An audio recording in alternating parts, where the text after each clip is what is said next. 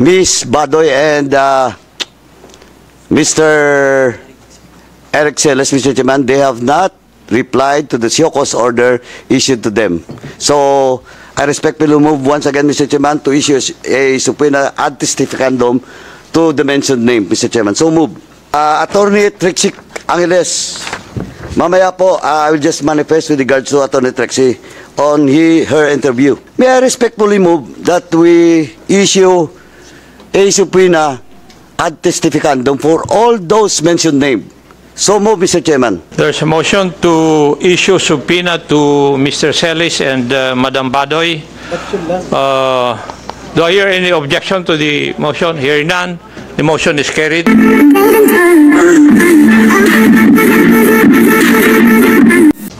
Chairman Paduano, you have the floor.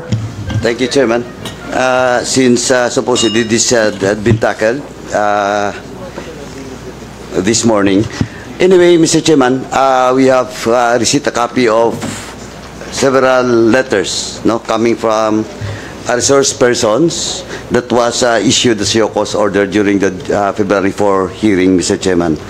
Now, most of these excuse letters citing almost the same, except for a few, almost the same reason why they should not be present in today's hearing.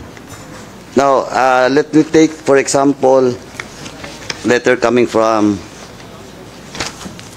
a certain Richard Mata. He stated about questions of his base in Davao, and he has also filed a petition for certiorari in the Supreme Court. And he mentioned about lack of willful disobedience, etc., etc. Now, with this, Mr. Chairman, the same is in the case of other invited resource persons issued the show cause order.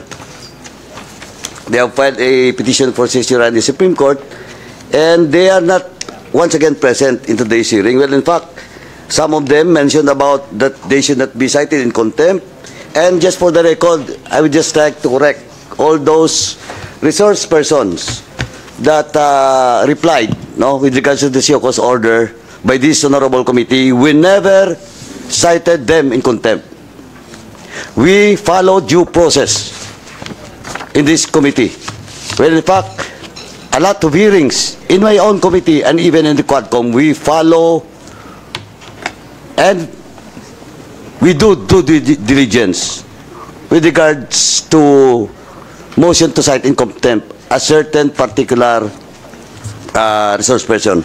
Now, Mr. Chairman, I will just mention all those names na nagpadala dito na hindi po dumalo ngayong araw na ito answering our show cause order. A certain Dr. Richard Mata, but Comsec, please take note that Dr. Richard Mata mentioned about a letter that was sent to his address in the person of Manuel Mata. In his letter, he asked this committee or the Comsec to kindly refrain from sending correspondence addressed to him at my given address, considering that he is a total stranger to me. So, ito pong a certain Manuel Mata, if he is invited, hindi po naka-address dapat kay Dr. Richard Mata. But then, Dr. Richard Mata is absent in today's hearing. Second po, the letter coming from Ethel Pineda. The same po. And let me read, may I respectfully inform the committee that a petition for certiorari and a restraining order have been filed before the Supreme Court. This legal action pertains to inquiry that I was unable to attend. Concerning this, I shall await guidance from the Supreme Court on the appropriate next steps. The same is true with Elizabeth Jo Cruz, Aaron Peña,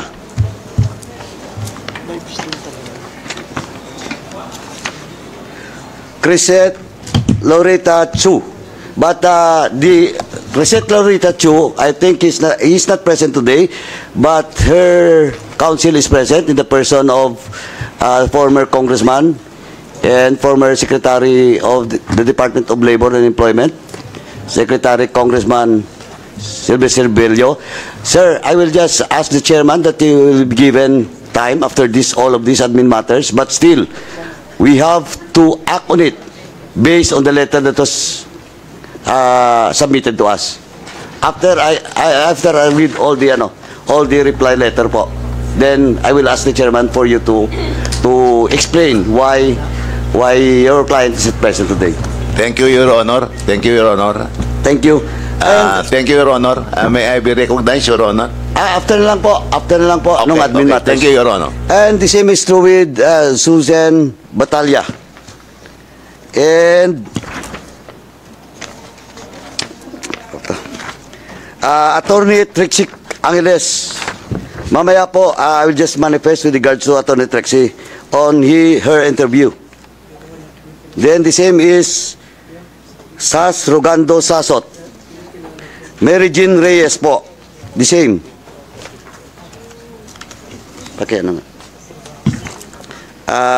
Dami po. Doon po kay Mark Anthony de la Cruz Lopez. Now, Mr. Chairman, with all those reply coming from those resource persons mentioned, issued with the show cause order, Mr. Chairman, may I respectfully move that we issue a subpoena ad testificandum for all those mentioned names that has officially received a copy of such show cause order. So move, Mr. Chairman. There's a motion to issue subpoena to all those mentioned by the Honorable Paduano for not attending and answering the show cause order issued by the three committees. Duly seconded. Do I hear any objection from the members? Hearing none, the motion is carried. Thank you, Mr. Chairman. Same is true with... Your Honor, may I now be recognized, Your Honor? Sandali po. Sir, hindi pa ako tapos. Okay. Same is true with Ms. Badoy and Mr. Eric Celes, Mr. Chairman. They have not replied to the show cause order issued to them. So, I respectfully move once again, Mr. Chairman, to issue a subpoena ad testificandum to the mentioned name, Mr. Chairman. So move. Second. There's a motion to issue subpoena to Mr. Celis and Madam Badoy. Do I hear any objection to the motion? Hearing none, the motion is carried. Thank you, Mr. Chairman. Now, Mr. Chairman, before I ask the chair to recognize former Secretary Bello, let me read lang, Mr. Chairman, a manifestation with regards to all those invited resource person that was issued the show cause order, and now they were issued the subpoena. First and foremost, Mr. Chairman, let me read lang question of jurisprudence with regards to inquiry in aid of legislation.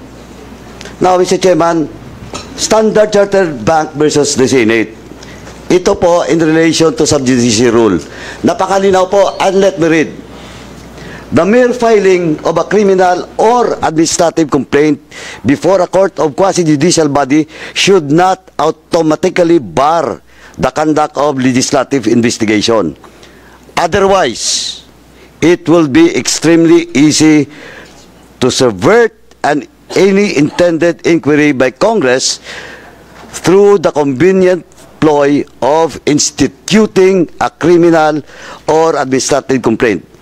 Surely the exercise of sovereign legislative authority, of which the power of legislative inquiry is an essential component, cannot be made subordinate to a criminal or administrative investigation. And in this case, Mr. Chairman, the letter answer to the show cause order issued to all those resource person that was ordered for a subpoena ad testificandum is not valid, Mr. Chairman, since Supreme Court mismo po ang nagsabi na it cannot be applied in inquiry in aid of legislation. And furthermore, Mr. Chairman, on Arnold Tesareno versus Neri of the Senate. Let me quote, a legislative investigation in aid of legislation and court proceeding has different purposes. Magkaiba po. On one hand, courts conduct hearings or like adjudicative procedures to settle through the application of a law actual controversies arising between adverse litigants and involving demandable rights. On the other hand, inquiries in aid of legislation are on inter alia, undertaken as tools to enable the legislative body to gather information and thus legislate wisely and effectively, and to determine whether there is a need to improve existing laws or enact new or remedial legislation, albeit inquiry need not result in any potential legislation. Ongoing judicial proceedings do not preclude congressional hearings in aid of legislation. Napakalinaw po na yung excuse letter. Allow me to proceed, Mr. Chairman. You have the floor. Thank you, Mr. Chairman. While we acknowledge the right of Attorney Angeles to seek reprieve before the Supreme Court for an act which he believes would curtail her constitutionally granted right, clarification must be made to further justify the previous directive of this joint committee. Firstly, the joint committee issued the show cause order against Attorney Angeles not because of her non-attendance to our February 4, 2025 hearing. Hindi po dahil wala siya dito, kaya na-issuean siya ng show cause order. But because of the content of the communication that she submitted before this committee, which directly challenges our jurisdiction to conduct inquiry in aid of legislation. We have a copy po of the letter sent to us by Attorney Trixie Angeles during the first hearing and invitation po. We would like to remind Attorney Angeles that as an officer of the court and a member of the legal profession, she is bound to respect and abide by the Constitution.